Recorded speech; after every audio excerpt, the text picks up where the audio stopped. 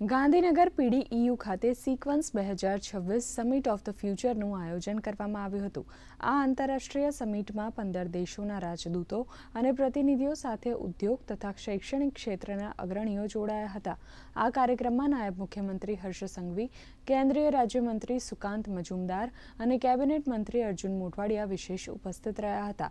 Summit દરમિયાન semiconductor, quantum technology, ઉર્જા, હવામાન અને પર્યાવરણ જેવા વિવિધ ક્ષેત્રો પર ચર્ચા કરવામાં આવી હતી।